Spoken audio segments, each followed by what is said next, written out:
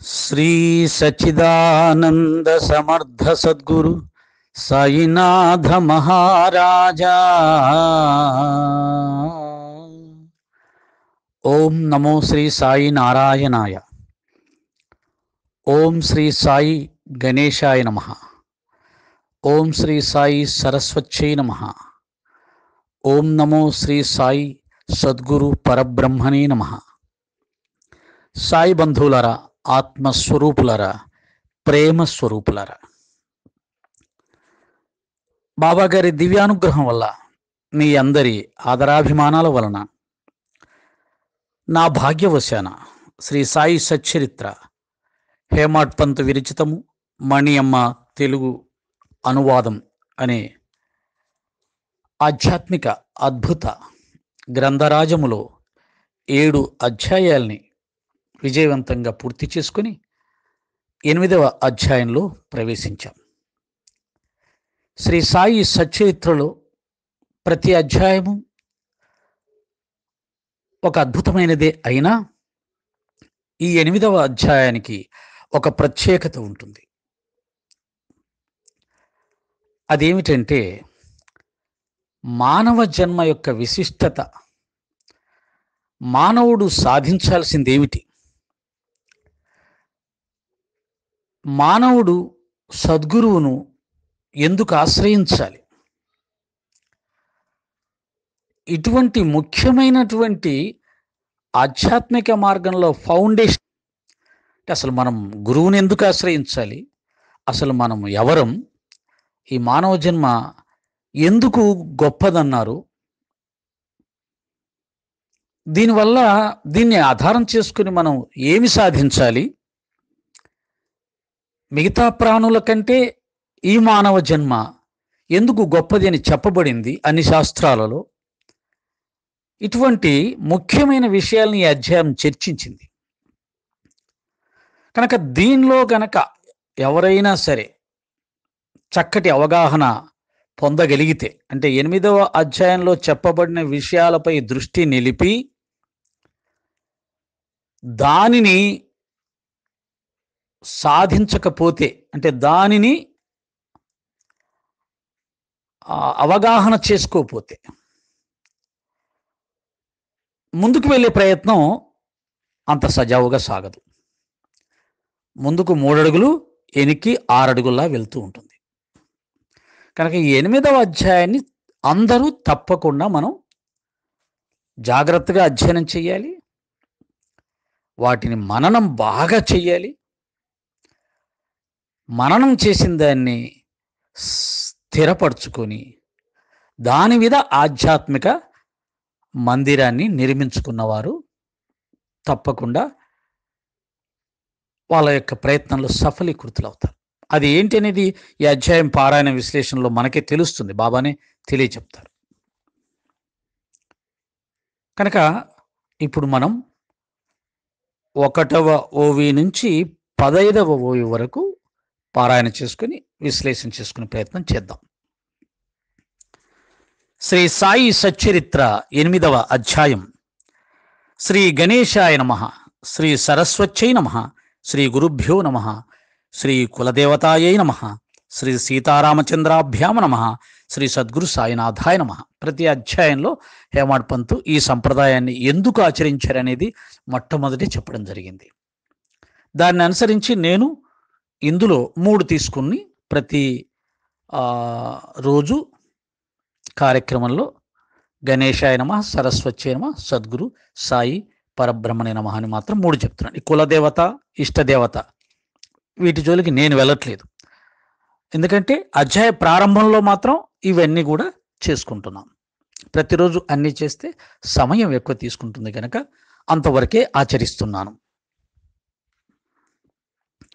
గత అధ్యాయంలో సాయి హిందువా లేక యవనులా అన్న విషయం బాబా నివాస స్థానమైన షిరిడి మహాభాగ్యం గురించి చెప్పబడింది.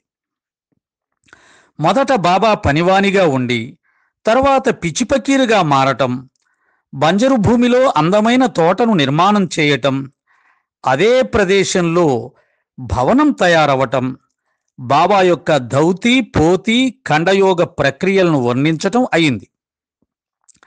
తమ శరీరానికి శ్రమ కలిగించి అపాయాలను సహించే భక్తరక్షకుడైన సాయినాథుని నేనేమని వర్ణించను? ఇప్పుడు మానవ జన్మ యొక్క ఘనత, సాయి యొక్క భిక్షావృత్తి వర్ణన, బాయిజాబాయి సాధు సేవ, బాబా భోజన పద్ధతిని గూర్చి, బాబా, తాత్యా, మహల్సాపతి ఈ ముగ్గురు మసీదులో ఎలా శయనించేవారు, రహతాలోని కుశాల్చంద్ గృహానికి సాయి సమర్థులు ఎలా వెళ్ళేవారు మొదలగు విషయాలను వినండి. ప్రతిరోజు ఉదయాస్తమానాలు అవుతున్నాయి. అలా అనేక సంవత్సరాలు వృధాగా గడిచిపోయాయి. సగం జన్మ నిద్రావస్థలో గడిచిపోతుంది. మిగిలిన జీవితాన్నైనా సరిగ్గా అనుభవించరు.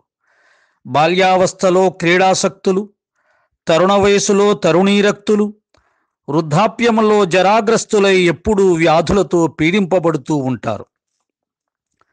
పుట్టటం, బాగా పుష్టిగా పెరగటం, గాలిని పీలుస్తూ వదులుతూ దీర్ఘాయువుగా బ్రతకటం, వీనితో జన్మ సార్థకమైనట్లా? మానవ జన్మ యొక్క కర్తవ్యం పరమార్థ ప్రాప్తి. ఇదే సత్యం. లేకపోతే కుక్కలు, పందులు మొదలగు వాని బ్రతుకులలో ఏమి లోపముంది? కుక్కలు కూడా తమ పొట్టలు నింపుకుంటాయి, స్వేచ్ఛగా సంతానోత్పత్తిని కూడా చేస్తాయి.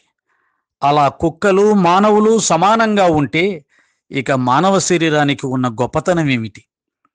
శరీర పోషణ మరియు మైథునం ఇవే మానవ శరీరానికి సాధనాలైతే, ఈ జన్మకు పర్యవసానం ఇదే అయితే ఈ నరజన్మ వ్యర్థం. ఆహార, నిద్ర, భయ, మైథునాలు ఈ నాలుగింటితోని ఆయువు ముగిసిపోతే ఇక కుక్కలకు మానవులకు భేదమే ఉంది? మీ వివేకంతో నిర్ణయించుకోండి. ఇదే మానవ శరీరానికి సార్థకత అయితే మానవి పుట్టితే మాత్రం ఏం లోటు? కొలిమితుత్తి కూడా శ్వాసోచ్ఛ్వాసలను చేస్తుంది. కుక్కలు కూడా పుష్టిగా పెరుగుతాయి. మనుషులు ముక్తులు, నిర్భయులు, స్వతంత్రులు మరియు శాశ్వతంగా ఉండేవారు అన్న వివేకం ఉండటం ఈ జన్మకు సఫలత.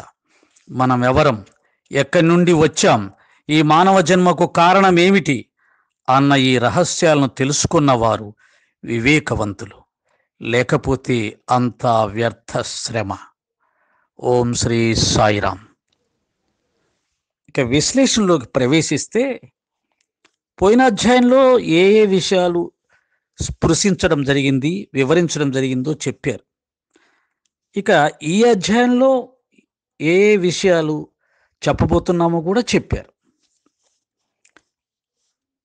అందులో ప్రవేశిస్తే, ప్రతిరోజు ఉదయాస్తమానాలు అవుతూ ఉంటాయి. అలా అనేక సంవత్సరాలు వృధాగా గడిచిపోతాయి. సగం జన్మ నిద్రావస్థలో గడిచిపోతుంది. మిగిలిన జీవితాన్నైనా సరిగ్గా అనుభవించరు. మానవ జీవితం ఎలా గడుస్తుంది సాధారణంగా అనేది చెప్తున్నారు. ప్రతిరోజు సూర్యుడు రావడం, ఉదయించటం, అస్తమించటం, మళ్ళీ ఉదయించటం, అస్తమించటం. నిజంగానే ఇలా ఎన్నో సంవత్సరాలు మన జీవితంలో గడిచిపోయాయి. ఇన్ని సంవత్సరాల్లో మనం ఏం సాధించాం అని వెనక్కి తిరిగి చూసుకుంటే, కొంతమంది జీవితాల్లో కొన్ని లౌకిక ప్రయోజనాలు కనిపించవచ్చు. అంటే ఉన్నత విద్య చదివి,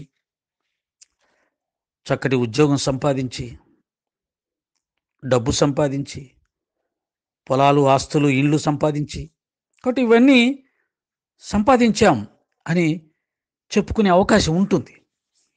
కానీ వాటి వల్ల నువ్వు తృప్తిగా ఉన్నావా? ఆనందంగా ఉన్నావా? నీ మనసు శాంతిని పొందిందా అని అడిగితే ఎవరు అవును అని సమాధానం చెప్పే పరిస్థితి ఉండదు. ఎందుకంటే ఎవరికైనా, ఎంతటి వారికైనా, ఎన్ని సాధించిన వారికైనా ఇంకా ఇంకా ఏదో చెయ్యాలి, ఏదో సాధించాలి, ఇంకా ఇంకా అని టార్గెట్స్ పెట్టుకుంటూ ముందుకెళ్తారు. ఎప్పుడైతే టార్గెట్ ఉందో అప్పుడు ఇంతవరకు నువ్వు సాధించిన వాటికి సంబంధించిన స్పృహ కానీ, తృప్తి కానీ నీకు కనిపించదు. అంటే టార్గెట్ ఈజ్ ఈక్వల్ టు కోరిక. నీ ముందు ఒక కోరిక ఉన్నప్పుడు ఇంతవరకు తీరినటువంటి కోరికలు, ఇంతవరకు సాధించుకున్నటువంటి విజయాలు ఇవేవి నీకు తృప్తినివ్వవు. మానవ సహజ లక్షణంగా అతను ఎప్పుడూ ఒక టార్గెట్ పెట్టుకొని పోతూనే ఉంటాడు. అవి పెద్ద పెద్ద టార్గెట్లు కావచ్చు, చిన్నవి కావచ్చు, మరీ చిన్నవి కావచ్చు. మధ్యాహ్నం ఈ భోజనం చెయ్యాలి, ఈ కూర వండాలి, ఈ కూరతో తినాలి, ఈరోజు పలానా చోటికి వెళ్ళాలి, అక్కడ పలానా పని సాధించుకోవాలి, లేదా వచ్చే వారానికి ఎక్కడికైనా విహారయాత్రకి వెళ్ళాలి, లేదా ఈరోజు వ్యాపారంలో ఈ టార్గెట్, ఉద్యోగంలో ఈ టార్గెట్, ప్రతిరోజు నాకేంటి, నాకెంత, ఇవి ఎక్కువగా ఉంటాయి. వీటితో మనిషి తాను పొందినటువంటి ఫలితాలను, సాధించిన విజయాలను చూసుకొని ఆనందించే అవకాశాన్ని పూర్తిగా కోల్పోయి, లేని వాటి గురించి ఆలోచిస్తూ తన జీవితంలో ఎప్పుడూ కూడా ఏదో ఒక ఆరాటంలో, పోరాటంలోనే ఉంటాడు. ఇందులో కూడా చెప్తున్నాడు, సగం జీవితం నిద్రలో పోతుందండి. అంటే 24 గంటల జీవితంలో 12 గంటలు, అంటే రాత్రి పడుకున్న దగ్గర నుంచి మళ్ళీ ఉదయం లేచి కాలకృత్యాలు తీర్చుకొని తయారయ్యేసరికి 12 గంటలు వెళ్ళిపోతుంది. ఇంకా 12 గంటలు ఉంటుంది. ఆ 12 గంటల జీవితంలోనే ఈ ఆస్తులు, పాస్తులు, విద్యాభ్యాసాలు, ఇంకా టార్గెట్లు, పొందిన వాటిని చూసుకుంటూ, పొందని వాటి కోసం పరిగెడుతూ, ఇంకా రకరకాల వాటిని జీవితంలో మనసులోకి తెచ్చుకొని ఈ గజిబిజిగా జీవిస్తూనే ఉంటాడు ఈ 12 సంవత్సరాలు. కనుక మిగిలిన జీవితాన్నైనా సరిగ్గా అనుభవించడు. సరిగ్గా అనుభవించడం అంటే ఏంటి? తృప్తి పడటం. నాకు చాలు, భగవంతుడు తృప్తిగా అన్నీ ఇచ్చాడు, ఉన్నదానితో హాయిగా జీవిస్తాను, ఈ ఉన్నవే నాకు ఆనందాన్ని కలిగిస్తున్నాయి అని ఏదో ఒక స్థాయిలో నిర్ణయం చేసుకోలేకుండా మానవుడు తాను శరీరం వదిలిపెట్టే వరకు, చనిపోయే వరకు ఈ ఆశలు, కోరికలు, మమకారాలు వాటి వెంటనే పరిగెడుతూ అలసిపోతుంటాడు. అందుకనే ఉన్న కాలాన్నైనా సరిగ్గా జీవించడు. బాల్యావస్థలో క్రీడాసక్తులు. మళ్ళీ ఈ ఉన్న సగం జీవితం నిద్రలో పోతే మిగిలిన సగం జీవితం అది ఎలా గడుస్తుంది? సగం జీవితం క్రీడాసక్తులు. చిన్న వయసులో 20 సంవత్సరాల లోపు, 22 సంవత్సరాల లోపు ఆటలు పాటల మీద ఇంట్రెస్ట్ ఎక్కువగా ఉంటుంది. ఎప్పుడు ఏదో ఒక ఆట ఆడాలి, ఎప్పుడు గ్రౌండ్లోనే ఉండాలి అనేది ఉంటుంది. ఇప్పుడైతే సెల్ ఫోన్లో ఉండాలి, ఇంకా ఐప్యాడ్లో ఉండాలి, ఇంకా పిల్లలు రకరకాల 24 గంటలు నెట్లో చూసుకుంటూ ఉండాలి. ఇది ఇప్పుడున్నటువంటిది. ఏదైతేవి ఏదో ఒక విషయంలో ఆసక్తులుగా ఉంటారు.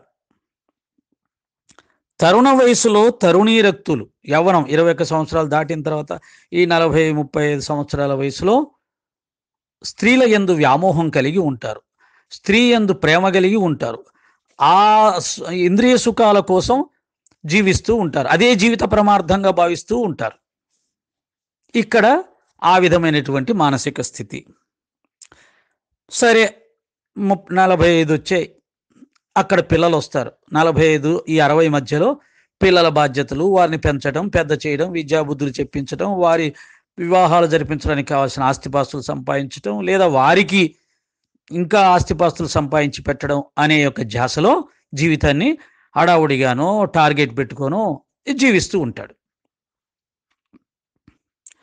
వృద్ధాప్యం వస్తుంది. 60 సంవత్సరాల్లో ఈ బాధ్యతలు ఇవన్నీ తీరిపోతాయి. పరిగెత్తి 60 సంవత్సరాలకు శరీరం అలసిపోతుంది. ప్రకృతి సిద్ధంగా శరీరానికి 60 సంవత్సరాలు వస్తే అది మెత్తబడుతుంది. చాలా వరకు, చాలా మందికి, ఎవరికో కొంతమందికి బాగా సంపద ఉన్న వారికి వాళ్ళు తీసుకునే ఆహారాన్ని బట్టి కొంత శక్తి ఉండవచ్చు. కానీ వయసును ఎవరు దాచలేరు. జుట్టుకు రంగు వేయకుండా ఉన్న వాళ్ళు ఈరోజు ప్రపంచంలో ఎక్కడ కనపడరు. 40 నుంచి జుట్టుకు రంగేసేస్తుంటారు, ఆడవాళ్ళు కావచ్చు, మగవాళ్ళు కావచ్చు. ఎందుకని?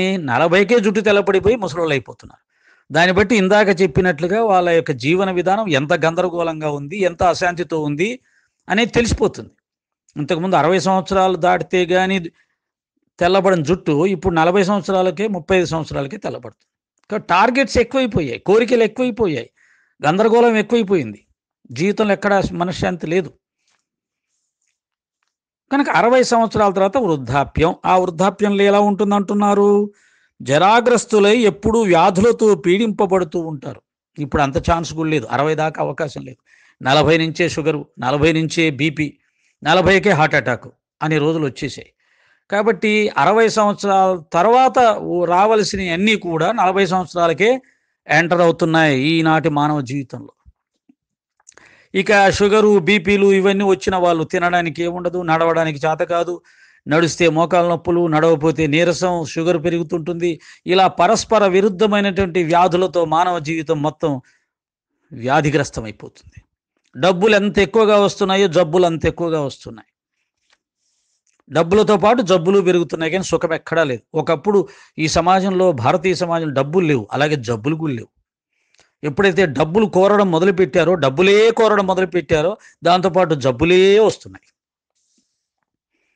మరి మనం ఎటుపోతున్నాం, ఏం కావాలనుకుంటున్నాం, నిజంగా మనం వెళ్తున్న మార్గం కరెక్టేనా, మనం దేన్నైతే టార్గెట్ పెట్టుకొని జీవిస్తున్నామో అందరిలాగా అది సరైందేనా, దానివల్ల నిజమైన శాంతి, నిజమైన ఆరోగ్యం, నిజమైన ఐశ్వర్యం ఇవన్నీ మనం పొందగలుగుతామా, ఇదేం ఆలోచన లేదు.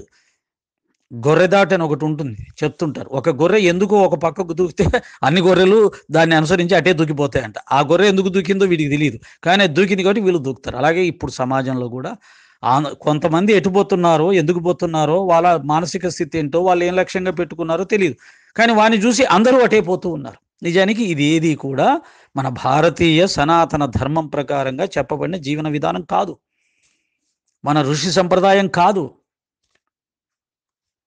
మన జీవిత లక్ష్యాలు కాదు. ఈ భారతదేశం యోగభూమి. ఈ యోగభూమిలో యోగము ద్వారా పరమాత్మను పొందటమే మానవ జన్మ పరమార్థం. అది పక్కకి వెళ్ళిపోయింది. డబ్బు సంపాదించడమే, ఇంద్రియ సుఖాలు అనుభవించడమే మానవ జన్మ పరమార్థం అయిపోయింది. కానీ ఆ డబ్బు, ఆ ఇంద్రియ సుఖాలు ఏమన్నా వాడికి ఆరోగ్యాన్ని ఇస్తున్నాయా, శాంతిని ఇస్తున్నాయని చూస్తే శూన్యం. అందరూ రోగగ్రస్తులై బాధపడుతున్నారు. అయినా ఆ డబ్బు మీద వ్యామోహం వదలరు. కనుక వృద్ధాప్యములో వ్యాధులతో పీడింపబడుతూ జీవిస్తారు. పుట్టటం, బాగా పుష్టిగా పెరగటం, గాలిని పీల్స్తూ వదులుతూ దీర్ఘాయువుగా బ్రతకడం, వీనితో జన్మ సార్థకమైనట్లేనా ప్రశ్నిస్తున్నారు హేమంత్ పంత్ గారు. పుట్టడం, పుష్టిగా తినడం, పెరగడం, గాలి పీలుస్తూ వదలడం, దీనితో జన్మ సార్థకమైపోయిందా? మానవ జన్మ యొక్క కర్తవ్యం పరమార్థ ప్రాప్తి. అది భారతీయ సనాతన ధర్మం, ఋషి సంప్రదాయం. ఇదే సత్యం. లేకపోతే కుక్కలు, పందులు మొదలగు వాని బ్రతుకులలో ఏం లోపం ఉంది? అవి కూడా, కుక్కలు కూడా తమ పొట్టలు నింపుకుంటాయి, స్వేచ్ఛగా సంతానోత్పత్తి కూడా చేస్తాయి. ఇలా కుక్కలు మానవులు సమానంగా ఉంటే మానవ శరీరానికి ఉన్న గొప్పతనం ఏంటి? కొట్టేసారండి హేమంత్ పంత్ గారు. మామూలుగా కొట్టట్లా ఇక్కడ. కుక్కలతో, పందులతో పోలుస్తూ వాటికంటే కూడా మానవుడు హీనమైన వాడు కింద పరిగణింపబడతాడు. ఎప్పుడు? మానవ జన్మ పరమార్థాన్ని సాధించే ప్రయత్నం చెయ్యకపోతే. లేకపోతే వాటికి నీకు తేడా లేదని చెప్పేస్తున్నాడు. అవి పిల్లల్ని కంటాయి, అవి సుఖంగా ఉంటాయి, అవి పొట్ట నింపుకుంటాయి, అవి జీవిస్తాయి, నువ్వు జీవిస్తావు. వాటి ఆనందం వాటిది, నీ ఆనందం నీది. నువ్వు అనుకుంటావు నేను చాలా నాగరికతగా జీవిస్తున్నాను, గొప్పగా జీవిస్తున్నాను, గొప్ప ఆనందాలు అనుభవిస్తున్నాను, ఉడకబెట్టిన ఆహారం తింటున్నాను అని చెప్పేసి. నీ ఉడకబెట్టిన ఆహారం ఎందుకు పనికిరాదు, ఆరోగ్యాన్ని చెడగొడుతుందని చెప్పి ఇప్పుడు చాలామంది చెప్పడం మొదలుపెట్టారు. అందరూ పచ్చి కూరగాయలు తినడం మొదలుపెట్టారు జంతువుల్లాగే. కనుక అదేం గొప్ప ఏం కాదు. కనుక పందులు, కుక్కల్లాగే మానవుడు కూడా తినడం, తాగడం, పడుకోవడం, పిల్లల్ని కనడం, శ్వాస ఉచ్ఛ్వాసలు చేయడం చేస్తే ఇంకా ఇందులో గొప్పతనం ఏముంది? వాటికంటే నువ్వు గొప్పవాడివి ఏమవుతావు అని ప్రశ్నిస్తున్నారు హేమంత్ పంత్ గారు. శరీర పోషణ మరియు మైథునం ఇవే మానవ శరీరానికి సాధనాలైతే, ఈ జన్మకు పర్యవసానం ఇదే అయితే ఈ నరజన్మ వ్యర్థం. శరీర పోషణ, శరీరాన్ని అందంగా పోషించుకోవడం, అందంగా చూసుకోవడం, బాగా అలంకరించుకోవడం, ఆ అందాన్ని అద్దంలో 10 సార్లు చూసి మొరవడం, దానికోసం అందాన్ని నిలబెట్టుకోవడం కోసం జీతమంతా దానికే తగలబెట్టడం, ఇదే జీవిత పరమార్థంగా బ్రతకడం ప్రస్తుత సమాజం నడుస్తుంది. బ్యూటీ పార్లర్లకు ఉన్నంత బిజినెస్ ఇంకా ప్రపంచంలో దేనికి లేదు ఈ రోజుల్లో. ఎందుకని? అందరూ బ్యూటీలుగా ఉండడానికి ప్రయత్నం చేస్తున్నారు గనక. కానీ నిజమైన బ్యూటీ అనేది మన ధర్మం, మన శాస్త్రం, మన భారతదేశం ఏం చెప్పింది? మానసిక సౌందర్యమే నిజమైన సౌందర్యం, శారీరక సౌందర్యం నిజమైన సౌందర్యం కాదు. ఆ సత్యాన్ని వదిలేశాం. శారీరక సౌందర్యమే నిజమైన సౌందర్యం, వాటి వెనకాల పడుతున్నాం, జీతం మొత్తం వాటికి పెట్టేస్తున్నాం.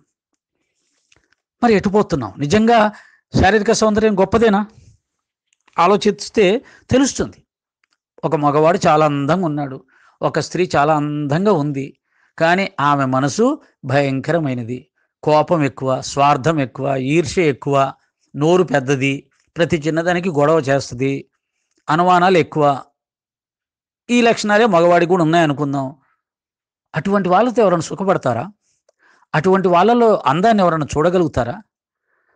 మరి బ్యూటీ పార్లర్‌కెళ్ళి అందంగా తయారైనటువంటి ఆ మగవాడో, ఆ స్త్రీలో ఇందాక చెప్పిన అవలక్షణాలు ఉంటే వాళ్ళు అందంగా ఉంటారా?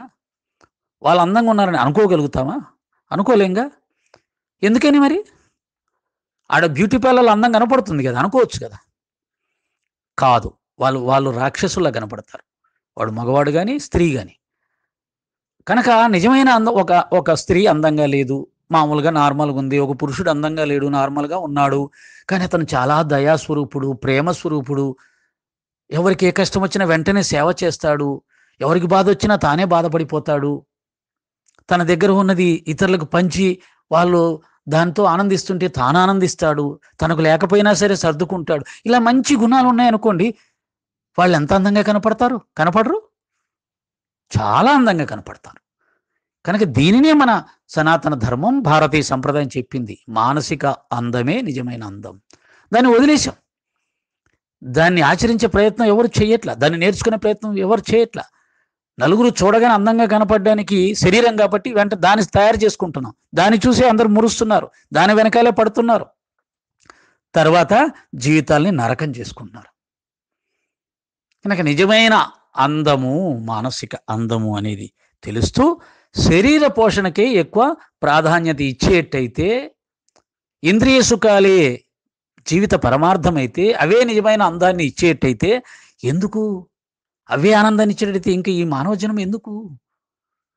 నిజంగానే ఇంద్రియ సుఖాలు గాని, భోగాలు గాని, ఐశ్వర్యం గాని మానవ జీవితానికి, మానవుడికి అవే గొప్ప అయితే, నేను బాబా నా చేత ఎప్పుడు చెప్పించినట్టుగా పెద్ద పెద్ద కోటీశ్వరులలో కుక్క పిల్లలుంటాయి. అవి కూడా మానవుడి కంటే, సాధారణ మానవుడి కంటే, మధ్యతరగతి మానవుడి కంటే గొప్ప ఐశ్వర్యాన్ని అనుభవిస్తూ ఉంటాయి. అవి కూడా ఫోమ్ బెడ్ల మీద పడుకుంటాయి, సోఫాల మీద కూర్చుంటాయి, రోజుకు 2 సార్లు స్నానం చేయించే వాళ్ళుంటారు. దాని ఖర్చు నెలకు ₹1,00,000 అయ్యినా ఆశ్చర్యపోవడానికి వీల్లేదు. అలాంటి కుక్కలు కూడా ఉన్నాయి. ఖరీదైన కుక్కలు. ఖరీదైన కుక్కతో సమానంగా జీవించని మానవులు ఈ భూమి మీద కోటానుకోట్ల మంది ఉన్నారు. కాబట్టి నువ్వు ఐశ్వర్యాన్ని సంపాదించి, ఇంద్రియ సుఖాలు అనుభవించి, భోగాలు అనుభవించటం మానవ జన్మ గొప్పతనం ఏం కాదు. అలా అనుభవించే జంతువులు కూడా చాలా ఉన్నాయి అనేది కూడా మనకు తెలుస్తుంది.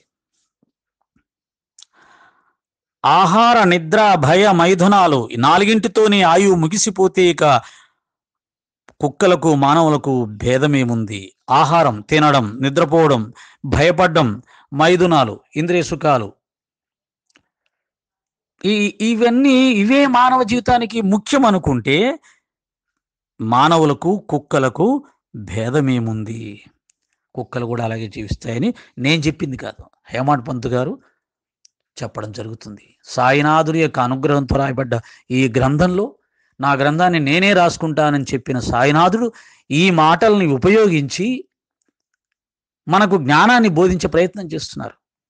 ఒరేయ్, మీరు జీవిస్తున్న జీవన విధానం అనేది కుక్క కన్నా హీనంగా ఉంటుంది. ఎప్పుడూ జీవిత పరమార్థమైనటువంటి భగవత్ సాక్షాత్కారం కొరకు కానీ, ఆత్మసాక్షాత్కారం కొరకు కానీ, ఉత్తమమైన విలువలతో కూడిన జీవితాన్ని జీవించాలి అనే సంకల్పం లేకుండా ఉండటం కానీ చేసినప్పుడు ఈ జీవితం కుక్క కంటే హీనమని సద్గురు సాయినాథుల వారు హేమాడ్ పంత్ గారి ద్వారా మనకు చెప్తున్నారు. మనం ఇప్పుడు జీవిస్తున్న విధానంలో భగవంతుడు మన జీవితంలో ఉంటే, భగవంతుని పొందాలనే లక్ష్యం మన ముందు ఉంటే, ఉన్నతమైన విలువలతో జీవించాలనే లక్ష్యం మన ముందు ఉంటే, మనం మనుషులు అనిపించుకుంటాం.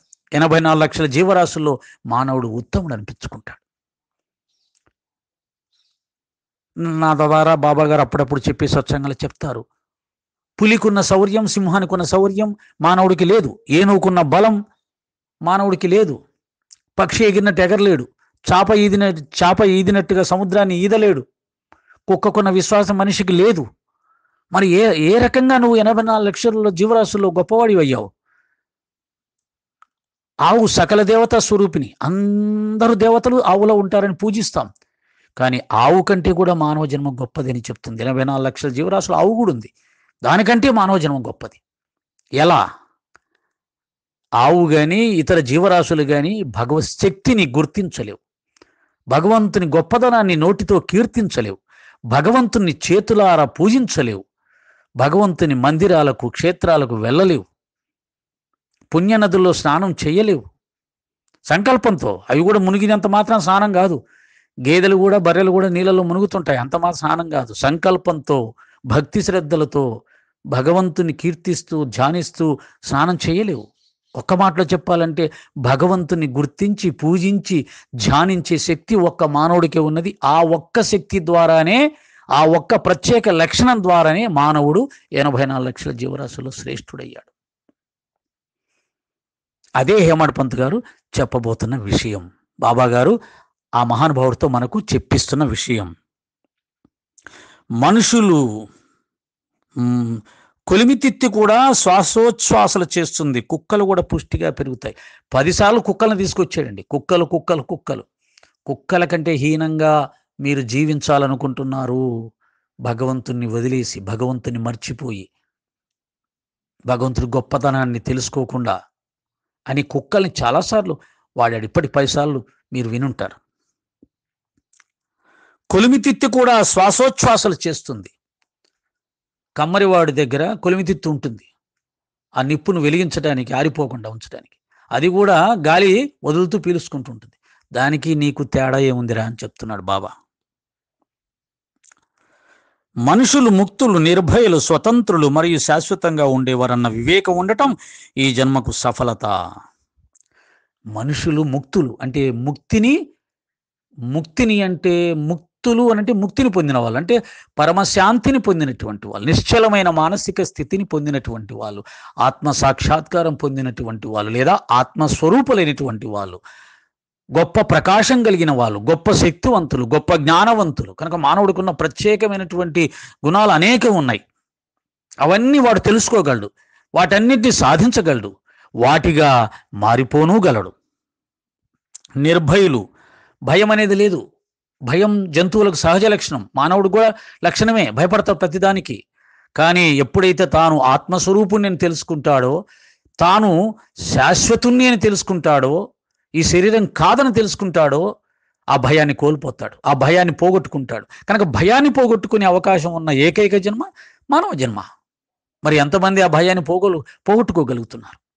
కష్టాల్లో కానీ, నష్టాల్లో కానీ, మరణం వస్తున్నప్పుడు కానీ భయపడకుండా ఉండగలిగిన వాళ్ళు ఎంతమంది ఉంటారు? దాన్ని సాధించే ఏకైక జన్మ మానవ జన్మ.